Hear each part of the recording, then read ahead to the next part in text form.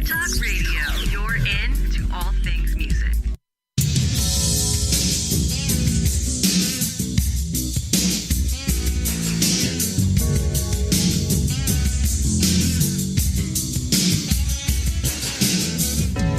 Welcome to Intersect Radio, where music, faith, and life converge.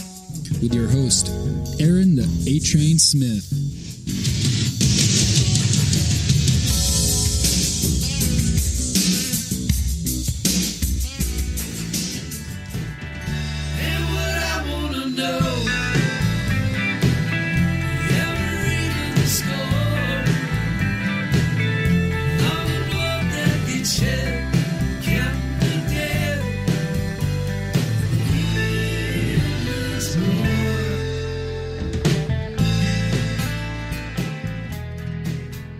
Hello, everybody out there in internet land. Here we are in Intersect again today, Tuesday. Broadcasting from the drum room here on Valley Park. It's a beautiful day outside. My friend Doug next door is rehearsing his band. So there's music in the air, dogs barking, sirens going off. You know, it's the beauty of city life here in the Ville. And I have a great guest today. His name is Mr. Bill Mallonee. He is an American singer-songwriter, most notably the songwriter and leader of Vigilantes of Love, an Americana alt-country rock band from Athens, Georgia. The group, unfortunately, disbanded in 2001. But Bill continued to write, singing and playing his music solo until his mid-2007 tour when he was joined on stage by his wife, Mariah Rose, who plays keyboards and sings. The two have continued to tour together ever since. Throughout his career, many of his songs have focused on his Christian faith and his family. Critically speaking, he is held in high regard as a songwriter, being named one of the 100 greatest living songwriters by Pace magazine. Academically, Bill holds a degree in history from the University of Georgia. A shout out to the Bulldogs. Woof. Mr. Bill Mallonee, welcome to Intersect. How are you, buddy? Aaron, kind words, and thanks for having me. Oh, I'm glad you said yes, man. Glad you said yes. Oh, it's good to be here. It's really good. What have you been up to today? I've been working on a new record. I write about 50 songs a year, so I kind of do the quick demos. You know, they're not really, sophisticated demos, just a couple quick ideas, and then I come back and start, hammering through those things and seeing what's going to make the cut or what's going to go for another record. I tend to write sort of a batch of conceptual songs, Aaron, and so like the track that you guys just played is off the new album, Forest Full of Wolves. Probably the most political song on the track. I tell people it was a resist record after 45 was elected, and I don't usually go there, but I felt like just given the State of the Union, so to speak, or the state of disunion, it was time to have some of those songs go in that direction. But it's also a record full of love songs. There are quite a few love songs on it because I think that's the epicenter of how we stay strong in the midst of things that don't seem to be, going well, when stuff like basic love and compassion kind of get thrown under the bus, so to speak. Mm-hmm. Anyway, all that to say, today, long-winded answer, I'm just working on demos for a record that might come up this year. Toward the end of the year, maybe there's a reissue of the vinyl Killing Floor, which was the third album we did with Mark Hurd producing, and that record is the one that sprung Vigilantes of Love back in '92. So it's kind of nice. We're actually releasing that on vinyl. It was one of those Kickstarter program things. So that's kind of a cool thing. I'm looking forward to that. Drops in November. That's great. Cool. How many records have you done? Officially, there have been 80. But that doesn't count a lot of the. There was a time period when we were really broke, and it was after the band broke up, and I'd been through a divorce, and things were. It was really tight, and I was releasing stuff basically on 1 and 2 tracks through a little small company up in Chicago called Fundamental Records, and it was just coming out as kind of like a you buy onto the catalog, and I would release like 12 songs a month. So those songs, I don't even actually know where some of them are now. I don't remember them. There were about 100 songs, 120 songs done over a year and a half period. But anyway, it was just a way to kind of connect the dots. You know how it is. I mean, you're a musician. You know, some days are feast and some days are famine, and you just connect the dots. So that's been one of the driving dynamics. So, you just dropped a record, and you hope to do another one by the end of the year? Probably get one out by the end of the year if things go well. Yeah, I'm just in the very front end stages right now. So yeah, Forest Full of Wolves is the record that I was referring to, and that's what you just heard there. That showed up in January, so we released that, and I'm really fortunate. I'm blessed. I don't mind using that word. I've got a handful of fans. It's not many, but it's a handful of ardent fans they've just been very good about staying up with what I do, and that's supremely helpful, and it's also encouraging too at this day and age when the lifespan of an average band or an artist is 2, 3, maybe 4 records, and it's just a rough place to be. Mm-hmm. How do you distribute your music these days? Most of the stuff, Aaron, I run up on Bandcamp, which is a pretty good, and there's no strings attached to it. People can stream it, and listen to it, or they can, sustain the artist and buy them. And I don't like the side of it. If one of the things that happened after the whole, sorting through the rubble of the big industry sort of falling apart and, independent music taking charge again, the artist nowadays has to do everything. He or she has to be their own promoter, their own, flim flam hoodoo. You ought to buy this and not that kind of person. I detest that side of it. I really do.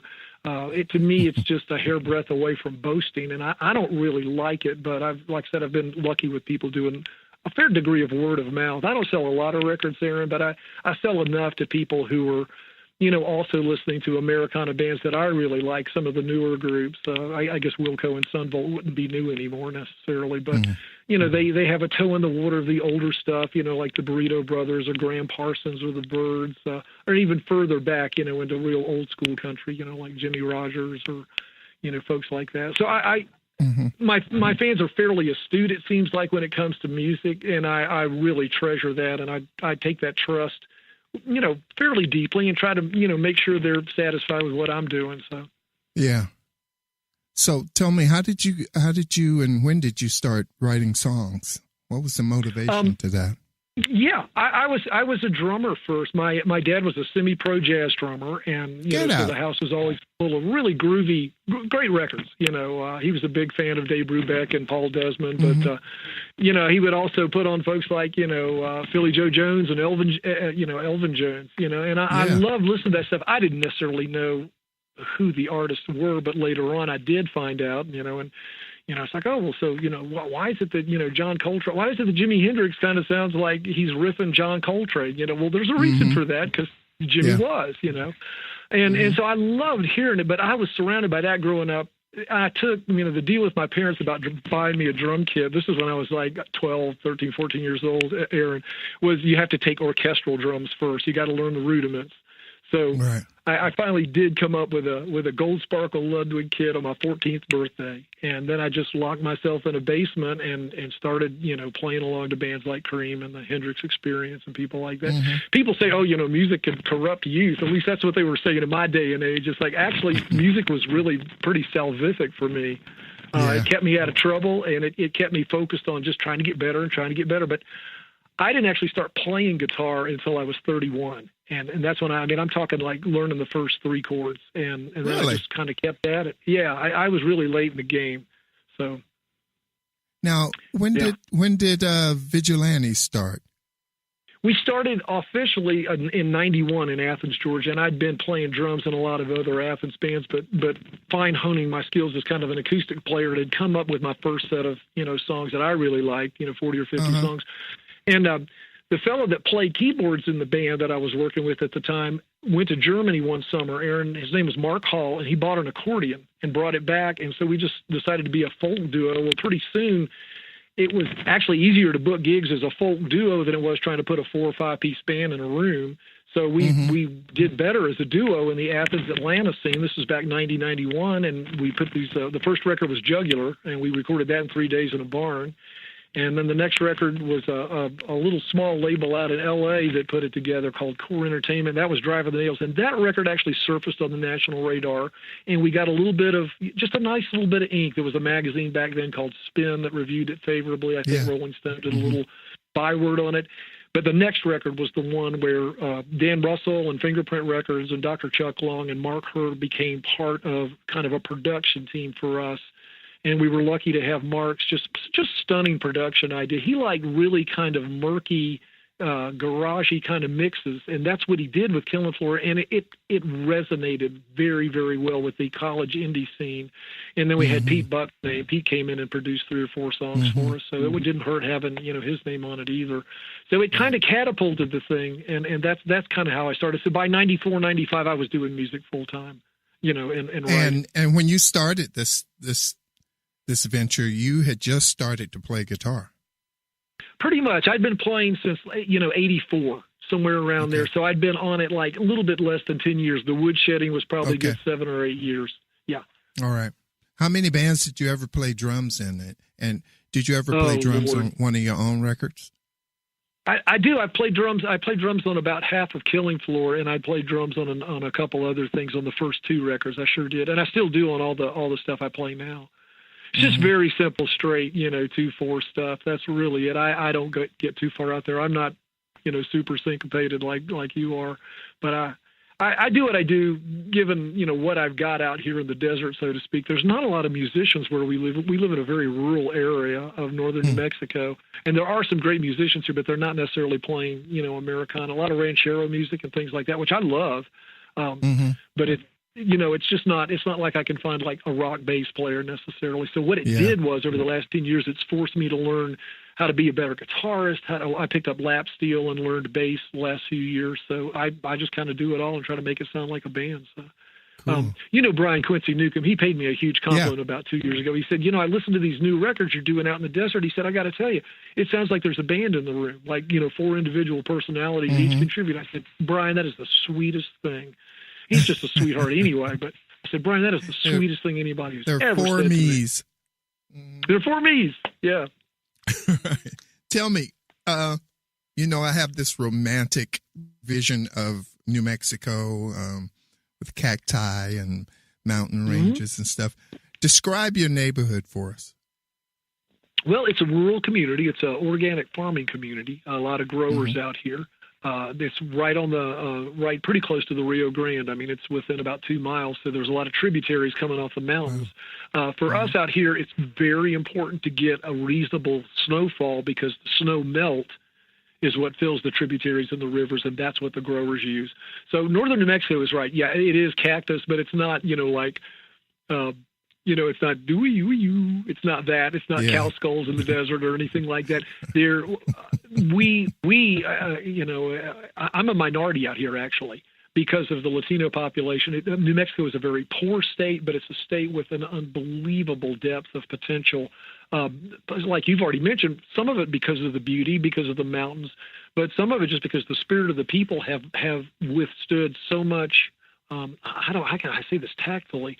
Intrusion from white world that tends to want to come in and price tag it and own it and market it, and it hasn't always worked out so well for the locals, so to speak. And when I say locals, I'm talking 8 or 9 generations back. That's the kind of community I live in that people can remember. They didn't move very far away. Taos is fairly close. Santa Fe is the big town for us, but even Santa Fe is arty as it is. It's not a huge city. And I kind of like a little of the lacking the metro sheen. I had so much of that living on the East Coast and traveling that 85, 95 corridors. I know you toured, all over the place. I mean, where is there a place you haven't been? And I kind of like being able to kind of become invisible out here, to a certain. Does that make sense? You know what I mean? I kind of that makes a lot of sense to me. The heavy duty metro. There's just a lot of stimuli response, I think, involved in it. And I think I might be over it. So, well, the only thing left to do is join a monastery. That's it. Yeah. When I used to live in California, and I was commuting from, well, not even then, when I was going home to North Carolina from Sacramento, Oh, right. Albuquerque was always the oasis. Stop in Albuquerque, spend the night, hang out for the day, leave the next day. It was just something about Albuquerque. It was just something. Did you ever romantic, get that into Old Town, Albuquerque? Yeah. Yeah. See, that is the New Mexico that I live in. That's it. Mm-hmm. It's very unchanged to the forces of modernity. There's, you really got to look hard to find a Starbucks, so to speak, or anything representative of that sort of. And I love it for that reason, because I had so much of that back there, and you just start realizing we grow a lot of our own food out here, Aaron. So that's kind of, it's a lot of work, but it's fun, and I never thought I could do it before. My skill set as far as playing music outside of music, it sucks. I can't do anything. I'm a true modern, I'm a consumer, and I sometimes hate myself for it. It's like, can't you contribute anything? So anyway, I'm getting my feet wet on things that I've never done before, but really. So what are you growing? What are you growing? Right now we're it's a little early for things like spinach, but we're growing, all kinds of squash and stuff like that. Those things tend to do pretty well. We're growing herbs. We have an herb garden that we keep up pretty well. Tried growing beans out here the first year. I don't honestly know how people survived when they first came out here, because I think the climate shifted a little bit. You've got to have very, very hot weather to grow, pintos or black beans and things like that. So that crop just failed miserably. So that's some of the stuff that we've got going on. Yeah. Okay. No chickens and cows? No, we haven't got there yet. We do talk about the chickens and the goats, though. Mariah was a part of a Mennonite community for a spell, so she got her hands. She was down in Dublin, Georgia. She and her family. She was a young teenage girl, and she had duties in the dairy. And she was really good at it. She loved it. She loved the farming side of it. And, she's a great dressmaker, seamstress and all of that. So she kind of fine-honed a lot of those, prairie home companion skills, so to speak. So she kind of led the charge into. We had known each other in Atlanta. But she was married at the time. I knew her in Atlanta, and then there was like distance of like 10 or 15 years in between that. I didn't know her. And then when I was playing through Lexington, Kentucky, I met her again, and I kind of vaguely remembered, but that's where the connection was. Mm-hmm. Cool. And you've been married how long now? We've been married 12 years. Cool. Congratulations. Well, yeah, I think your wife is Susan, right? Yes. Yeah, you guys have been married quite a spell. It'll be 10 years in February. There you go. Okay, good deal. Well, congratulations. Yeah. See? Thank you. I'm looking forward to that, man. That'll be, is she a musician as well? Does she play?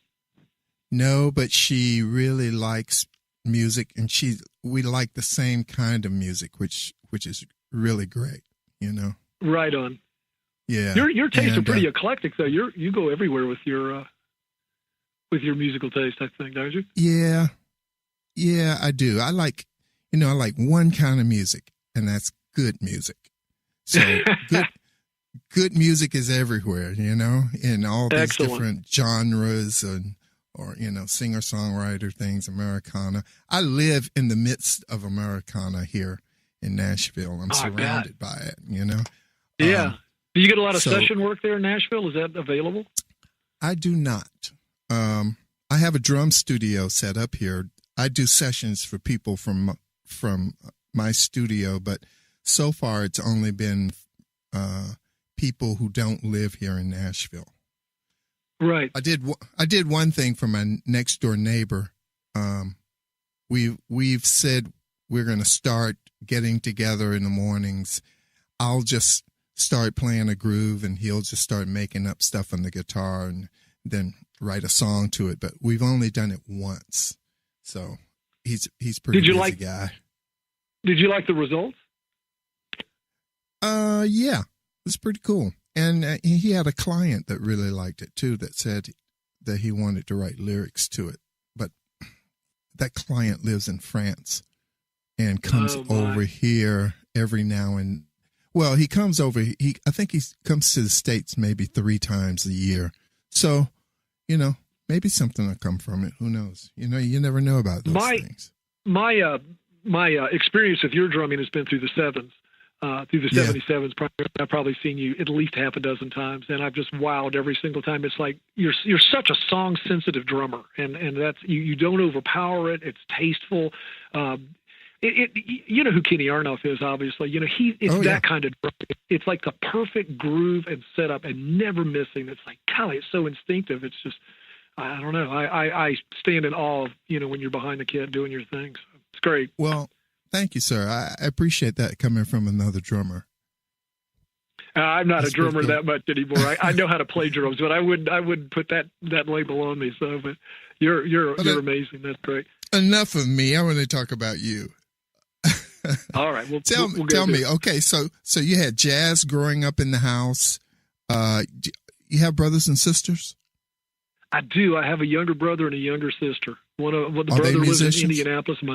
They're not. They're not. Okay. My sister is actually a kind of a physical therapist and works in New York City, and she does groups with lots of music in it. So in some ways, she's kind of a DJ. She's always piecing together new stuff and dropping names that I've never heard. You know, hey, have you heard the new single by so and so? You know, and it's like, nah, I'm really just a dinosaur. I don't know any names you're mentioning to me.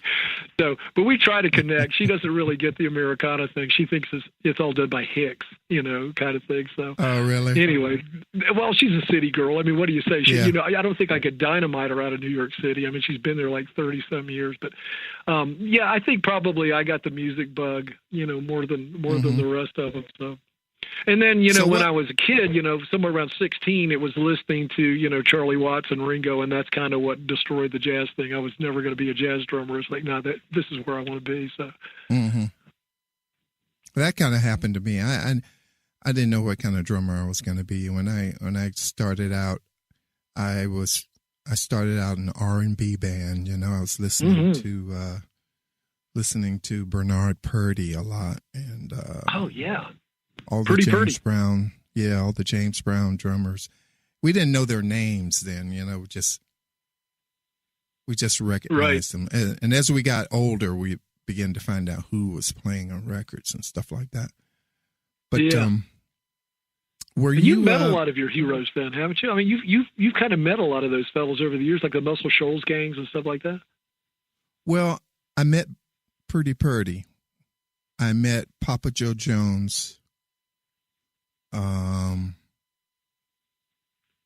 Vinnie Colaiuta, Steve Smith, nice. Tony Williams. Tony Williams is a monster. Yeah, he was. Excuse me, but I'm having one of those moments. Who was the drummer with Jimi Hendrix? Oh, Mitch Mitchell. Thank you so much. Well, Mitch Mitchell was in The Experience, and then Buddy Cox. Buddy Miles, Buddy Miles, Buddy Miles and Billy Cox were in the Band of Gypsies, You know, Billy Cox lives here in Nashville. He's still here. I think he works at I did not know that. Yeah, I think he works at a hardware store somewhere here in town. No kidding. Man, that was a seminal record. Hey, good gracious. I got to tell you this story. Okay. So my mom used to live with us when she was living in her last few years. She lived here with us, and she had, you know, as it goes, she broke her hip and fell, had to have hip surgery. Yeah. Went into rehab and just totally changed. Her dementia kicked in. She never came out of that nursing home. After rehab, she refused to walk anymore. And I think it's because she was in pain, kind of. But then she forgot how to express herself. She forgot how to talk and make a sentence. And the staff used to tell me, my mom was a sweetheart. And the staff, I believe it. You're a sweetheart, yeah. Well, anyway, but just to backtrack a second, I've heard this similar thing of, like, you know, older people having, you know, hip surgery or falling and breaking an arm, and then all of a sudden everything just exponentially starts to deteriorate. And it's so sad. Right. She couldn't make a sentence. You know, we just smile and nod. You know, but anyway, the staff would pull me aside and tell me that, oh man, your mother is so mean. You know, she won't do anything we ask her to do. She fights. I was going, you must have the wrong person. They said, no, why don't you come in and observe? Because they had to teach her how to eat again, you know. Right. So Susan and I go down there one day and we sit behind this glass where she can't see us. And sure enough, man, she is mean as a tiger. And I just can't believe it. So we come out and walk through the front door. And it's like, oh, hey, how you doing? And we sit at the table. And there's this other lady there.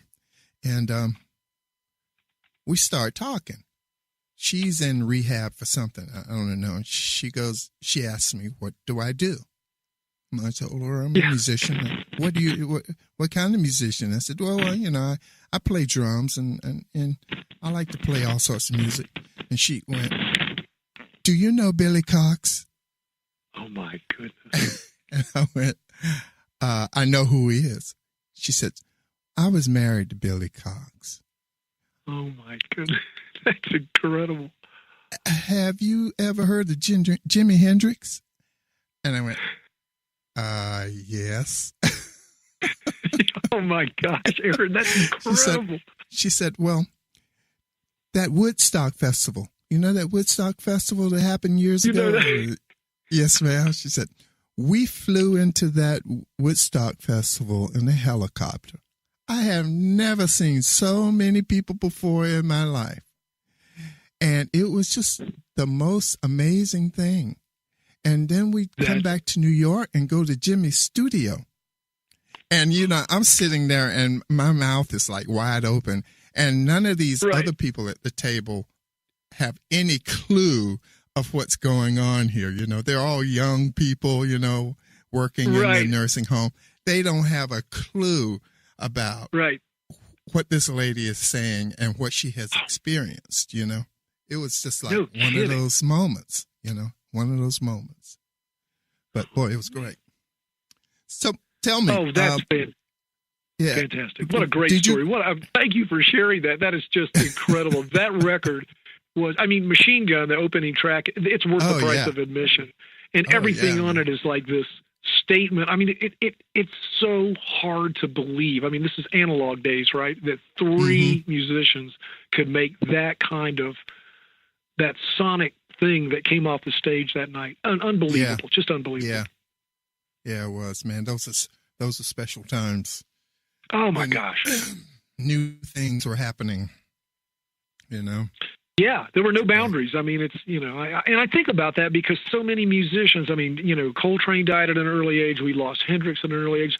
I, you know, do the streaming thing sometimes, Aaron, through Pandora, and I'm always finding I'm reading the bios on, and we have it set up for a number of stations, but mostly the jazz stations, old school jazz. And I read the bios and you realize, wow, these guys, and men and women, worked so hard, sometimes with a little bit of recognition, but they were just trying to connect the dots of a life so they could keep doing the thing they loved. And they didn't know, sometimes they disappeared. I mean, they really did fall through the cracks, literally in some ways. You know, and by the end of their life, you know, people just lost track of them, but they, you know, played on, you know, a Bill Evans record or some massive thing, you know, Red Garland or Ben Webster, all those guys, you know, it's like life was not neat and tidy, and they weren't going to get the cover of Rolling Stone. They might get a write up in Downbeat back then, but you realize that took a lot of courage, a special sort of risk those guys and girls were taking back then. And I really do just stand in awe of that sort of energy, you know, that they put out, because they just wanted to play their instrument. Yeah, it's like you know, John Ellis wrote a review on one of your records, and he made a statement. He said, "Making art is a risky economic proposition." Yeah, I know, John. Yeah. Here, yeah, and it is, man. You know, you got to be dedicated. You know, it takes a lot of guts to want to be an artist and to go for it. You know, I think that's true. There's always something to explore. And people have said, well, you know, 80 records. I mean, I truly understand this. People said, well, you know, I understand when people stop listening. We were fortunate to have Buddy Miller produce a record. It's about 20 years old now, Audible Sigh. We had all the guests in Nashville playing on the thing. You know, Brady Blade, you know, played drums on it. Oh, yeah. Emmylou came in and sang on a track, but the core of the band was still Vigilantes. But Buddy contributed like a 12-string part, and Tammy Rogers played a fiddle part. And it was great having Julie. Julie sang on 6 or 7 songs, and it came out really, really well. But at the end of the day, I sort of felt like a lot of people, the record took off in England, but it didn't take off in America very much. It was a handful of people, mostly the Cornerstone crowd, and God bless them for being there for us. But it was hard to sustain the band after that because they kept coming to me saying, well, we've done this record. We're getting these comparisons to the Americana bands, Uncle Tupelo and Sunvolt. And why are we not? We just didn't know the right people. And you start realizing there's a sad side of music where sometimes it is an inner circle and sometimes it is who you know. And you try not to dwell on that because if you do, it'll make you bitter. And that's not a good place to be. So you just take it as it comes, and that's what those guys that I mentioned earlier in the jazz world, they were taking it as it came. And I've tried to kind of do that too and just keep pressing on. And I understand it when people say, hey, well, record number 80, I've got 40 Bill Mallonee records that I'm like, right, how many do you need, for crying out loud? You don't need 80 or 81, but I need them. I have to keep making it or there's something inside me that's not happy. So that's the reason why I keep digging and exploring and seeing what happens. So, and if people come on board, then I'm grateful. But if not, I totally understand it, Was it economics that broke up the band? It was. I honestly, it was. I think at the end of the day, we had the management was a little sketchy here and there. We couldn't find people who really felt like they had their finger on the pulse and were competent. But at the end of the day, I felt like I couldn't. And in fact, 2 of the band members, Jake Bradley, a phenomenal bass player, and Ken Hudson, lived there in Nashville.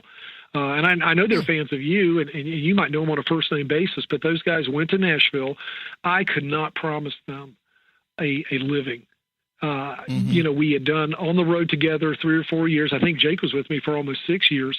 And I called them together after we did a record called Summershine in 2001. It got great reviews, but the label was pretty sketchy about it, about promoting it. But 9/11 hit, and that was when everything went into sort of freeze frame. Nobody knew what was going to happen next, and the record industry in some ways kind of died. So we had a meeting in January of 2002 in my kitchen, and I said, look, there's a van out there, and we can get in that van and do 180 shows trying to promote this record, or we can call it quits. And we do it with honor and we do it with love, or we can get in there and slog it out again. But I personally don't think anything's going to happen. There's no energy behind this thing that we've had to offer.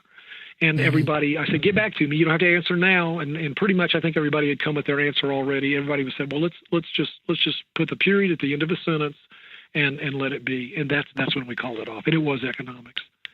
Man. Yeah, it was just, you got to be able to promise people something when they're playing in your band, and when you can't do it, it's like, well, and they're all doing well. I'm glad for them. They've all improved as musicians. They've gotten even better than they were then. So I know that's exciting for them, and they've stayed working, and that's very cool too.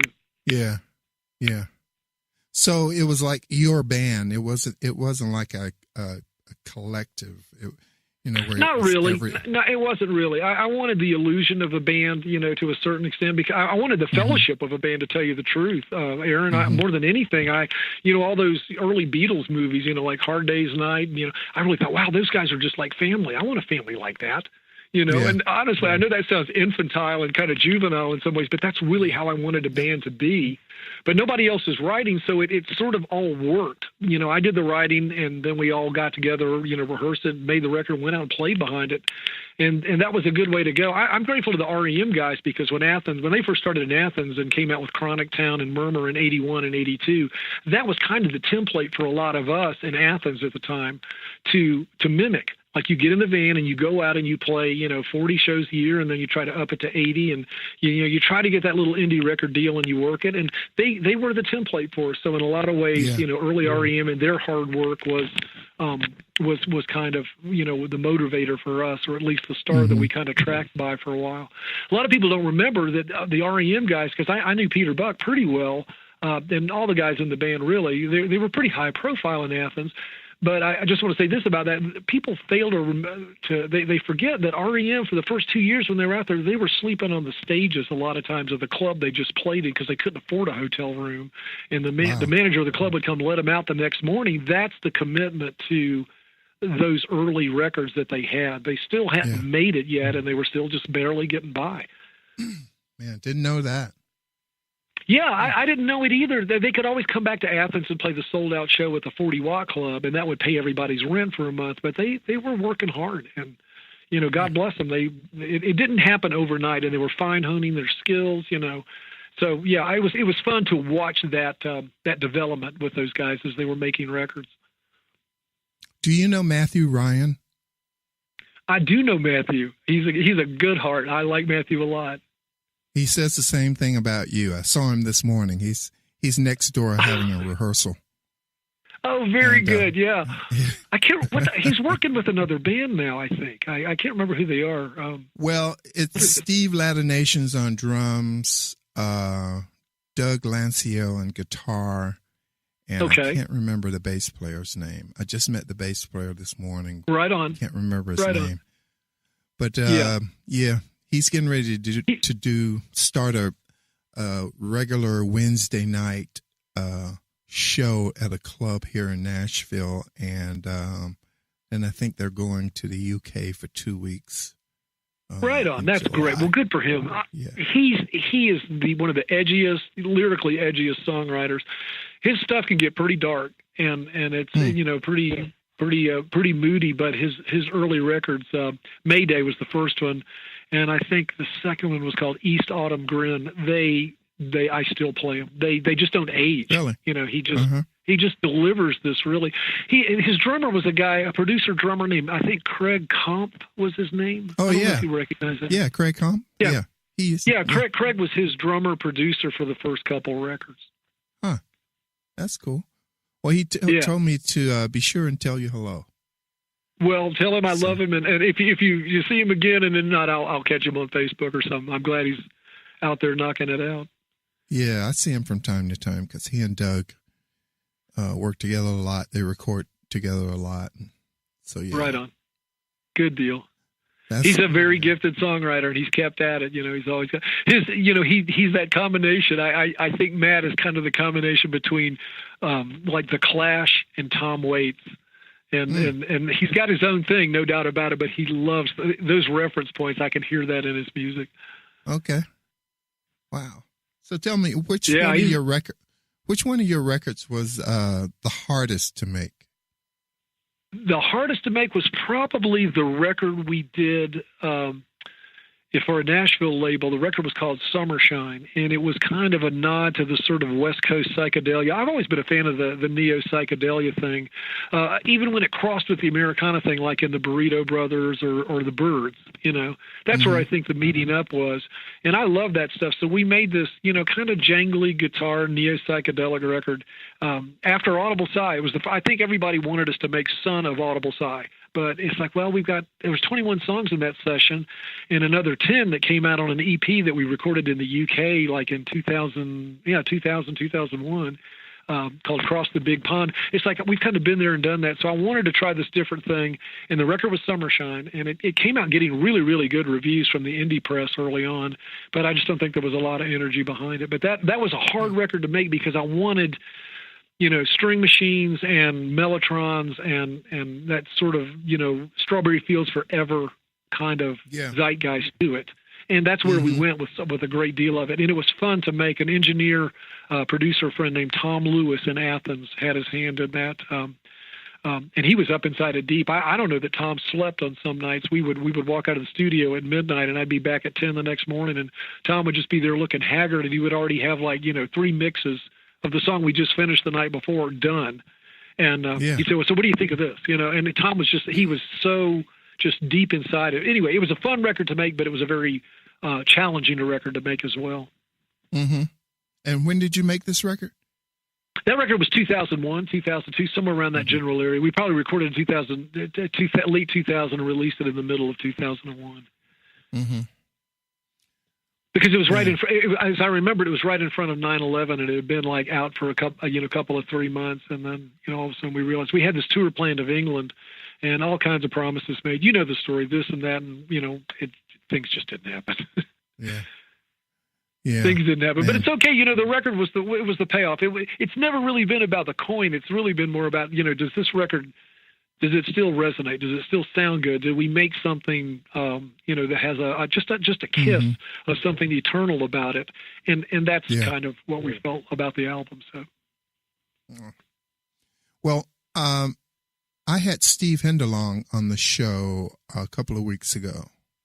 No, super gifted individual. That guy's great. Yeah, and I asked him how lyrics come to him, and he says that he kind of listens to conversations, hear people talking, and every now and then somebody will say something, and he'll go, "Oh, that'll make a great song," and he writes it down. Yeah. And he doesn't come back to it until like he's making a record, and he'll go through his notes and see a title and go, "I think I'll write something to this." Uh-huh. So how do you do it? How do you write songs? Steve's onto it. I mean, that's a great deal. If you hear something in a conversation, especially something that's sort of in the basic vernacular, it could be a song title or a phrase, and I'll write a whole song around that phrase. It becomes the payoff line, so to speak, like a Dylan song. And then there are other things that are more, thematic or conceptual that I'll think of. I was, even though I necessarily wouldn't recommend his life as like the most exemplary life, I kind of became a little bit of a mini scholar on Jack Kerouac. He really was in some ways kind of like what Coltrane was to the alto sax and or the soprano sax. Kerouac was that to the English language. He just kind of imploded it, blew it up, exploded it, and it doesn't mean all of it was great because he was navigating uncharted waters. But I do like a lot of that stream of consciousness thing that's grounded in very much an Americana thing, the American experience. He liked overhearing conversations at diners. He liked, trying to make eye contact with a beautiful young lady at a bar or something and hearing the conversations float around it. And he would write about this sort of stuff. It was very liberating to realize that I didn't have to write in a very clinical sort of fashion. So there's a certain stream of consciousness. I call it sort of taking snapshots. If you listen to the old song, it actually broke the band nationally. It was a song called Welcome to Struggleville, but it's a very snapshot sort of somewhat biblically referenced song that goes through different sort of images. And I like that cascading sort of image approach to things, and then, rallying the song together with a batch of songs and saying, this is a conceptual kind of record. And putting them there. But I'll have songs that I sort of classify as like political songs, like this recent record, like I said, was a resist record with a few love songs sprinkled in. But I had those songs specifically grouped together as kind of, friends and neighbors. They were all going to come out together because it reinforces the theme of, resist. And let's get back to this thing that's what's making us sick, what's making our hearts cold, what's making us, lack love and compassion. Why are we becoming fearful and protective when we ought to be reaching out? That was kind of the bigger theme. And I think that strides both sides of the aisle. It doesn't really matter what political party. It's like these are things that if you're a person of faith, and particularly of Christian faith, I think that's a rally cry for all of us to sort of, wake up and say, now, am I succumbing to the fear of the age, or how do I push back against that? So that's what Forest Full of Wolves was about. I don't very rarely write political records. Most of the stuff, kind of being a son of the South has a certain degree of southernness to it. But definitely the American experience is kind of the thing I draw from. So I've read, books, by Kerouac or biographies of Woody Guthrie, people like that, people, way back in the, on the highways and byways of America, especially when it was down and out. And I'm a big fan of that era of American history of sort of like the 20s into the Great Depression and on through World War II. That would include the Great Depression and the Dust Bowl and all of that. That's kind of standard stuff for, folk singers, Americana singer-songwriters. I use that a lot. I get into that world. Yeah, I can hear that. I want it to sound authentic, and I think, you've been in a touring van before, a touring band, and you know how that works. There's not a lot of safety net out there, is there? You always feel like you're a little more vulnerable than the next fellow, and even though that's not the same thing as, hitching up a wagon and, going to Oklahoma and then, bottoming out and going to California. No, it's not the same thing as the Joad family in Grapes of Wrath, but it is an experience that's very immediate. All of a sudden, you recognize acts of kindness, like, you know, the hotel desk clerk that says, "Hey, good morning, there's more coffee over there." You recognize those acts of kindness. For some reason, when you're out there on the road, it means more. And those gestures of kindness and goodwill, I've learned to sort of say, wow, this is a great country. Everybody here has got the potential to be a conduit of kindness and love, and it doesn't even have to be dressed up necessarily with the agenda of, you know, trying to convert somebody, but it's just making the world a better place, if only for a moment. That's kind of what I walked away from years of touring with, Aaron. These 22 years of just hard touring. That's kind of what I walked away with. It's like, wow, there's this spirit of goodness in the American people. How can we make that even? And yes, a lot of them were believers, but how can I take that? How can I contribute to that? What's my role in this as a songwriter? Yeah, I have another quick story, you know, regarding that. When I was on tour with the Rich Mullins, we did this gig up in West Virginia somewhere. It was a little town, very rustic, you know. Took forever to get there because of the mountain climb, and once we got there, it was like drizzling and very like in the woods sort of thing, you know. And we check into the hotel, and it's dinner time, and we come downstairs, and we ask the clerk there, you know, where can we eat? And so she goes, well, you know, we have a diner connected to the hotel, and they're open until around 8 o'clock. And we said, well, what kind of food is it? She says, well, you know, regular diner food, hamburgers, French fries, hot dogs, shakes, and stuff like that. And then I think Rick Elias said something like, well, I think we want something a little more sufficient than that. And we want like tablecloths and silverware and glasses. And she went, oh, you mean fine dining? Oh, that's hilarious. That's great. But she was, you know, she was just like, it was natural. It was real, you know. Yeah, it was her category, you know. It's fine dining when you want a tablecloth, baby. That's awesome. Yeah. No, yeah, that I know that I know these experiences, similar things, you know, or you walk in, you know, you've gigged and it's, you know, it's 12 midnight and you walk into the place and it's just closing up and the guy said, oh, you know, we're closed, but then, you know, there are four of you guys, and you're all four of you or five of you or whatever, you know, are standing there looking kind of hung dog. And it's like, but I tell you what, limited menu, I'll fire up that grill. What do you guys want? That happened a lot of times too. Somebody put in an extra hour and lost an hour's sleep when he could have gone home or she could have gone home, and they, you know, they were just so generous, you know. Well, tell me, do you have any one moment with the Vigilantes that is a special prize moment to you, and, you know, you think about it from time to time and get a little smile on your face, just from touring or recording? Well, I got to say the Cornerstone crowd was hard to beat. We had some big crowds, but it was fun playing main stage that 4 or 5 times and just bringing what we were doing, you know, because we weren't the Christian band thing. We weren't really part of the CCM thing in kind of the same way. Our label deals were secular deals. We released one record, which was a compilation record, into the Christian bookstore market. It was released actually by Capricorn, but it came through Warner Resound, that label, and it did really well. And it kind of galvanized things for us in some ways. But in reality, it was record number 7 for us. But most of the stuff we did was sort of in the secular ballpark. But, you know, we would, you know, on one night we would play Shuba's in Chicago, and then the next night we'd be playing, you know, two doors down in Bushnell, you know, and playing 2 nights there. So it was a beautiful thing. And I tried to keep the thing balanced. I cannot remember the name of the festival in Holland, but I think we played in front of like maybe 10,000 people over there. Yeah. Was it Flavo Fest? Flavo Fest. Yeah.